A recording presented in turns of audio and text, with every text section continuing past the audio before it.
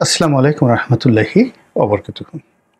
সম্মানিত দর্শক, বিএনপির একজন ডিফ্যাক্টো পাওয়ারফুল নেতা, অত্যন্ত শক্তিশালী নেতা।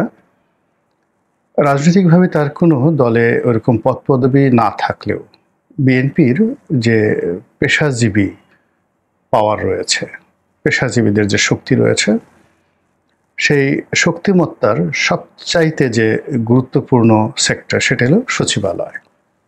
এবং যিনি সেই সচিবালয়ের পুরো রাজনীতি বিএনপির পক্ষে নিয়ন্ত্রণ করছেন, মানে এই শেখ হাসিনার পতনের পর থেকে আজ অবধি, সেই ভদ্রলোকের নাম জনাব আব্দুস সাত্তার।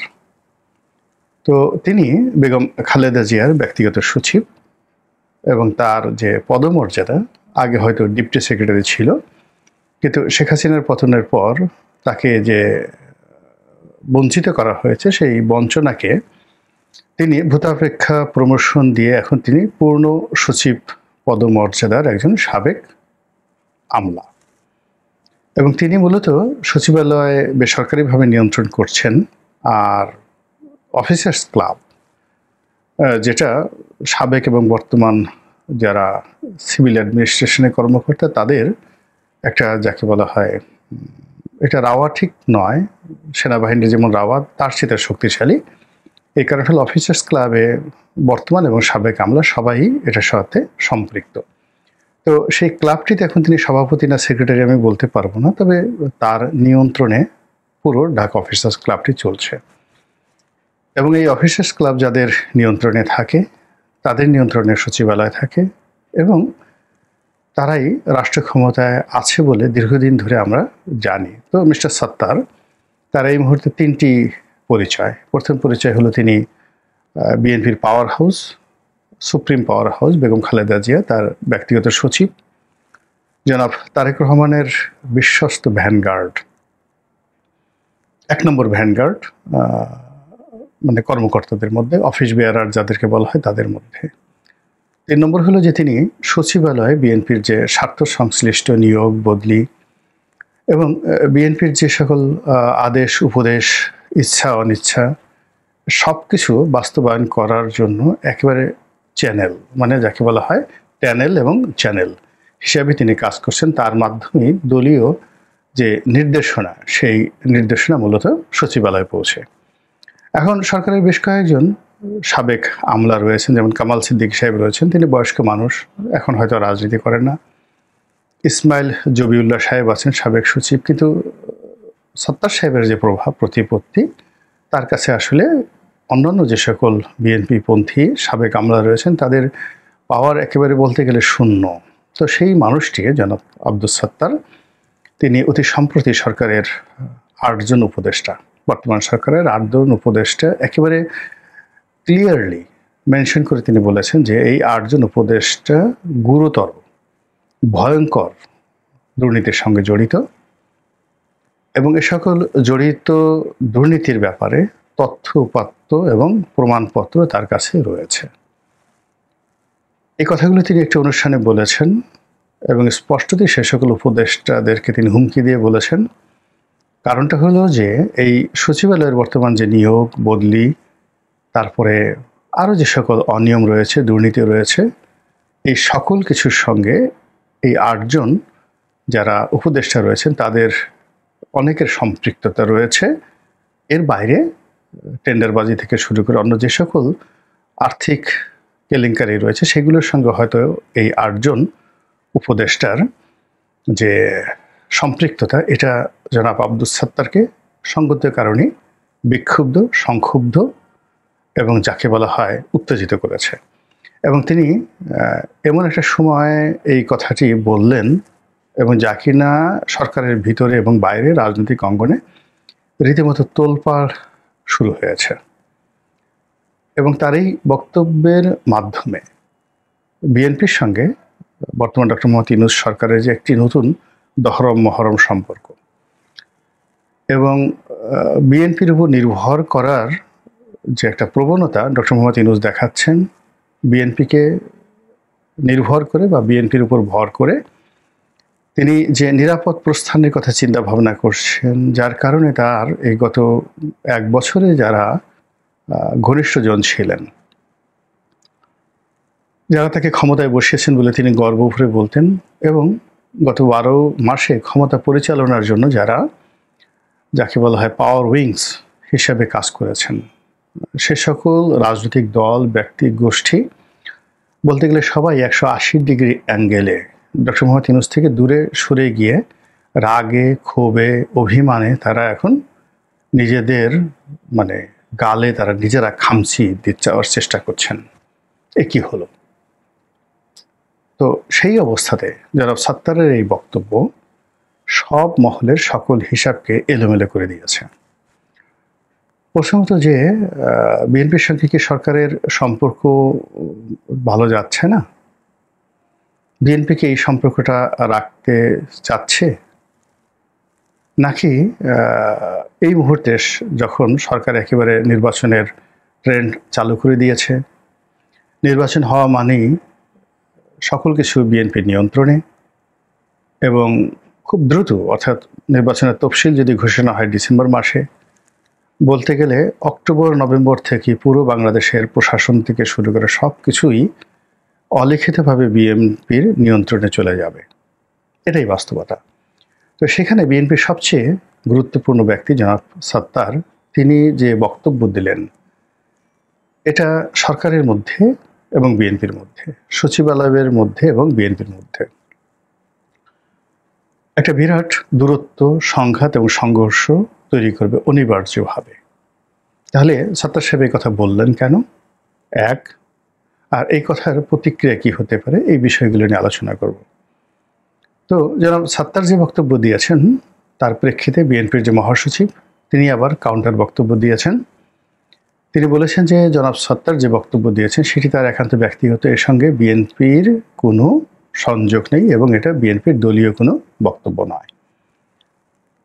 বাস্তবতা হলো যে জনাব মির্জা ফখরুল সাহেব পলিটিক্যাল পার্সোনালিটি, রাজনীতি করেন, কিন্তু বিএনপি রাজনীতির যে কিচেন ক্যাবিনেট রয়েছে, তো সেখানে মূলত বেগম জিয়া এবং তার পরিবারের আপনজন এবং তার একান্ত বিশ্বস্ত যারা লোকজন রয়েছেন, তাদের যে ক্ষমতা, প্রভাব এবং দাপট, এই দাপটের সঙ্গে রাজনীতির মঞ্চে যে সমস্ত লোকজন আছেন প্রকাশ্যের সামনের সারিতে, আসলে তাদের দাপটকে সবাই দাপট মনে করে না।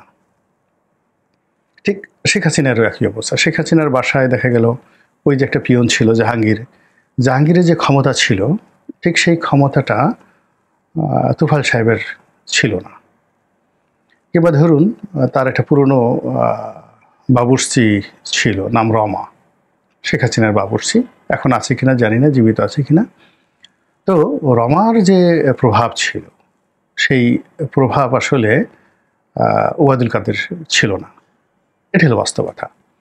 তো এরকম আরও অনেক ঘটনা, ড্রাইভার, পিয়ন থেকে শুরু করে পরিবার পরিজনের যারা লোকজন, তারা সবাই। অন্যদিকে যারা শেখ হাসিনার ব্যক্তিগত সচিব ছিলেন, এপিএ ছিলেন, রাজনৈতিক পলিটিক্যাল এপিএ ছিলেন, জয়ের বন্ধু ছিলেন, যেমন মোহাম্মদ আরাফাত, তারপর আশরাফুল আলম খোকন, জুনায়েদ আহমেদ পলক, পুরো দলের কাঠামোতে তাদের যে একটা প্রভাব ছিল, প্রতিপত্তি ছিল, জয়কেন্দ্রিক, তাদের সঙ্গে 2-10টা মন্ত্রী মিনিস্টার একত্রে বসেও মোহাম্মদ আরাফাতের একটা পশমের সমান শক্তিমত্তা দেখাতে পারতেন না। ঠিক এই জিনিসগুলো বিএনপিতে কোনো অংশে কম নয়, বরং অনেক ক্ষেত্রে অনেকে মনে করেন যে বেশি। এক্ষেত্রে ডবল হলো যে বেগম জিয়ার একটা প্রভাব তো এখন অবশ্যই আছেন, তার সঙ্গে সঙ্গে জনাব তারেক রহমান। এখন তারেক রহমান সাহেবের লন্ডনের বাসায় যারা ড্রাইভার আছেন কিনা জানি না, যদি থেকে থাকেন, একটা ড্রাইভার, তার পিয়ন, বাসার আর্দালি, তার বডিগার্ড, কিংবা তার এই টুকটাক কাজকর্ম করে দেয়, ফুড ফরমাস খাটে, এ সকল লোকদেরকে বিএনপির যারা অনেক বড় বড় প্রভাবশালী নেতা লন্ডন যেতে চায়, নেতার সঙ্গে দেখা করতে চায়, নেতার সঙ্গে একটু লাইন রাখতে চায়, নমিনেশন পেতে চায়, মন্ত্রী হতে চায়, এমপি হতে চায়, দলের পদপদবি রাখতে চায়, তো তারা সবসময় খোঁজ করে যে জনাব তারেক রহমান সাহেব আসলে কাকে স্নেহ করেন, কাকে ভালোবাসেন। তো সেই মানুষটির তোয়াজ এবং তদবির করার জন্য দলের মধ্যে যে প্রতিযোগিতা হয় এটা একেবারে ওপেন সিক্রেট। তো ওই যে বললাম যে কিচেন ক্যাবিনেট রয়েছে বেগম জিয়ার এবং বিএনপির পাওয়ার হাউসের, সেখানে উজিরে আজম একেবারে প্রধান ব্যক্তি হলো জনাব সাত্তার। ওনার সাথে বড় উজিরে আজম আর বিএনপির মধ্যে নেই। তো সেই মানুষটি যখন কথা বলেছেন সেই কথার একটা ওয়েট আছে, গুরুত্ব আছে, এবং এই কথার অনেক এটা তারেক রহমান সাহেব জানুন বা না জানুন, তারপরে বেগম জিয়া জানেন বা না জানেন, বা এর সঙ্গে বিএনপির কোনো সম্পর্ক থাকুক বা না থাকুক, ডাজ নট ম্যাটার। আজকের দিন পর্যন্ত জনাব সাত্তারের যে প্রভাব প্রতিপত্তি, ক্ষমতা দাপট, ফলে তার বক্তব্য এতটা গুরুত্বপূর্ণ যে বিএনপির যে কোনো নেতা সমস্বরে 100 বার বললে যা হবে, সাত্তার সাহেব একবার বললে সেটার গুরুত্ব যারা জানেন বিএনপি রাজনীতি তাদের কাছে ওইরকমই মনে হয়। আমরা যারা বাইরে আছি আমরা ওইরকমই মনে করি। তো সেই সাত্তার সাহেব যখন এই কথাটি বলেছেন, ইট মিনস পার্টির অভ্যন্তরে এবং সরকারের অভ্যন্তরে, সচিবালয়ের অভ্যন্তরে এবং যাকে বলা হয় রাজপথে, এখানে আমরা যেভাবে লন্ডন বৈঠকের পর সমঝোতা আশা করেছিলাম, কিংবা ডক্টর মোহাম্মদ ইউনূসের বক্তব্যের পর যেভাবে নির্বাচন নিয়ে শতভাগ নিশ্চিত হয়েছিলাম যে নির্বাচন হচ্ছে এবং বিএনপি আসছে, কিন্তু জনাব সাত্তারের বক্তব্যের পরে সেই জায়গাটিতে একটা ধাক্কা, প্রচণ্ড ধাক্কা। এখন সেই ধাক্কা কী জন্য হতে পারে? হতে পারে যে সামনে যে ডিসি মনোনয়ন হবে, এসপি মনোনয়ন হবে। এখন এটা বলা হচ্ছে অবচয়ন পদ্ধতিতে বা লটারির ভিত্তিতে হবে, কিন্তু বাস্তবে সেটা লটারি না, কিসে হবে? এখানে বিএনপি সঙ্গতের কারণেই চাইবে যে জামাতের লোক, এনসিপির লোক সেখানে না আসুক, তাদের লোক আসুক, আর যদি তাদের লোক নাও আসে সেক্ষেত্রে ফেয়ার অ্যান্ড নিউট্রাল হোক। আমি যদি একেবারে কোনো রকম যাকে বলা হয় এখানে নেতিবাচক কিছু না দেখেও কথা চিন্তা করি, এরকমই।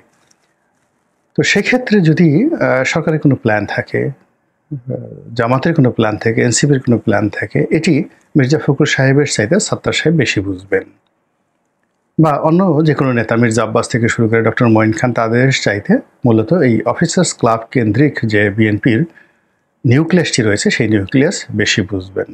আর সেই বেশি বোঝার কারণে তিনি যদি এই কথাটা বলে থাকেন, তাহলে সামনের যে ঐক্য, সেই ঐক্য আর থাকছে না, এবং নির্বাচনটা আসলে আমরা যেভাবে আশা করছি ওইভাবে হচ্ছে না। এটি গেল এক। 2 নম্বর হলো যে সাত্তার সাহেব যদি নিজস্ব স্বার্থ সংশ্লিষ্ট বিষয়ে পার্টির যে মতাদর্শ, ভাবাদর্শ, এইগুলো বাদ দিয়ে কেবলই মাত্র তার ব্যক্তিগত স্বার্থ, এবং তিনি যে কমিউনিটিটা লিড করেন, অফিসার্স ক্লাব এবং সাবেক কর্মকর্তা এবং বর্তমান কর্মকর্তাদের নিয়োগ বদলির যে বিষয়গুলো তিনি তদারক করেন, তো এখানে যদি স্বার্থ সংঘাতে তিনি নিজে লাভবান হওয়ার জন্য, বা তার বন্ধুবান্ধব, আত্মীয় স্বজন, তার সহকর্মী, তার সহযোদ্ধা, তার তাবেদার, তাদেরকে লাভবান করানোর জন্য বিএনপির প্ল্যাটফর্মকে ব্যবহার করে তিনি এই বক্তব্য দিয়ে থাকেন, ওটা বিএনপির জন্য মারাত্মক বিপর্যয় সৃষ্টি করবে যদি তার বিরুদ্ধে বিএনপি খুব রাস্টিক অ্যাকশন না নেয় এবং দৃশ্যমান যদি কঠোর সিদ্ধান্ত তার বিরুদ্ধে না হয়, তাহলে সেক্ষেত্রে পুরো সচিবালয়, পুরো সরকার, পুরো উপদেষ্টা মণ্ডলী থেকে শুরু করে সবাই এমনভাবে বিগড়ে যাবে যে ডক্টর মোহাম্মদ ইউনূস 1 কোটিবার চেষ্টা করেও লন্ডন বৈঠকের যে ঐক্যমত, সেই ঐক্যমতটি বাস্তবায়ন করতে পারবেন না নির্বাচনের মাধ্যমে। এর কারণ হলো যে 8 জন উপদেষ্টাকে টার্গেট করা হয়েছে বা বলা হয়েছে, উনি নাম বলেননি, কিন্তু লোকজন মোটামুটি নিজেরা একটা যাকে বলা হয় প্রেডিকশন তারা করে ফেলেছেন। তো সেই উপদেষ্টা, সেই উপদেষ্টার সঙ্গে সম্পৃক্ত ধরুন 8টি মন্ত্রণালয়ের সচিব, এডিশনাল সচিব এবং তাদের যারা সহযোগী যদি ধরেন, সব মিলিয়ে ধরেন খুব প্রভাবশালী 100 জনের একটা নিউক্লিয়াস বা সিন্ডিকেট এই মুহূর্তে সাত্তার সাহেবের বিরুদ্ধে চলে গেছে এবং একই সঙ্গে বিএনপির বিরুদ্ধে চলে গেছে, এবং তারা তারেক রহমান সাহেব সম্পর্কে এই মুহূর্তে ভয়ঙ্কর মনোভাব ধারণ করছেন যে কোনো কারণে যদি বিএনপি ক্ষমতায় আসে তাহলে আমাদের এই পুরো সিন্ডিকেটের পিঠের চামড়া থাকবে না। কাজেই এটা মির্জা ফখরুল সাহেবের একটা বিবৃতিতে কাজ হবে না। এখানে সাত্তার সাহেবকে ওন করতে হবে। সাত্তার সাহেব যেটা বলেছেন সেটা বাস্তবায়ন করে এই ৮ জন উপদেষ্টা এবং তার সঙ্গে যে সিন্ডিকেট যে কারণে সাত্তার সাহেব কথা বললেন সেটার একটা জরুরি খোলামেলা নিষ্পত্তি প্রয়োজন। এখানে হাঙ্কি পাঙ্কি ধামাচাপা ছাইচাপা দিলে মূলত বিএনপির ক্ষতিগ্রস্ত হবে, সরকারের কিছুই হবে না, বরং বিএনপি যারা প্রতিপক্ষ রাজনৈতিক গ্রুপগুলো রয়েছে তারা মারাত্মকভাবে লাভবান হবে। এই গেল একটা দিক। আর অন্যদিকে যদি সাত্তার সাহেবের এই বক্তব্যকে বিএনপি ওন না করে, তারেক রহমান সাহেব যদি মনে করেন যে সাত্তার সাহেবের এই বক্তব্য তার জন্য ক্ষতির কারণ হয়ে দাঁড়িয়েছে, তা নিয়েও সেই ডক্টর মোহাম্মদ ইউনূস এবং তার যারা কর্তা ব্যক্তি রয়েছেন তাদের সঙ্গে খোলামেলা আলোচনা করে তাদের ক্ষোভ শতভাগ নিরসন করতে হবে, তাদেরকে নিশ্চয়তা দিতে হবে। এবং বিএনপি যে একটা দল কথা দিয়ে কথা রাখে এবং বর্তমান যারা সরকার তারা বিএনপির উপর চোখ বুজে নির্ভর করতে পারে এবং আগামী দিনে বিএনপি ক্ষমতায় আসলে বিএনপি তাদের জন্য একটা নিরাপদ পথ তৈরি করতে হবে। এই যে বিশ্বাস, সেই বিশ্বাসের জায়গাটিতে একটা বিন্দু দাগ থাকা চলবে না। ফলে এটাও জনাব তারেক রহমান সাহেবকে 100% নিশ্চিত করতে হবে। যদি তিনি এই বিষয়টা নিশ্চিত করতে না পারেন এবং এখানে যদি দোদুল্যমানতা থাকে, সাত্তার সাহেবকে তিনি যদি বাঁচাতে চান, রক্ষা করতে চান, এখানে যদি মধ্যপন্থা অবলম্বন করতে চান, সময় ক্ষেপণ করতে চান, তাহলে কিন্তু একেবারে গাং হয়ে যাবে, রীতিমতো মানে সর্বনাশের নদী বয়ে যাবে। কাজেই যে সুবাতাস উঠেছে, নির্বাচনের একটা সমঝোতার কথা হচ্ছে, নির্বাচনের একটা বাতাস চালু হচ্ছে, আশা করি সরকার এবং বিএনপি তারা এই বিষয়টি অত্যন্ত গুরুত্বের সঙ্গে তারা নিষ্পত্তি করবেন, যাতে করে বিএনপি এবং সরকারের যারা প্রতিপক্ষ 180 ডিগ্রি অ্যাঙ্গেলে যারা দূরে দাঁড়িয়ে রয়েছেন তারা যেন এটার কোনো সুযোগ গ্রহণ করতে না পারেন। মহান আল্লাহ আমাদের সবাইকে হেদায়েত দান করুন এবং হেফাজত করুন। আসসালামু আলাইকুম রহমতুল্লাহি ওয়া বারাকাতুহু।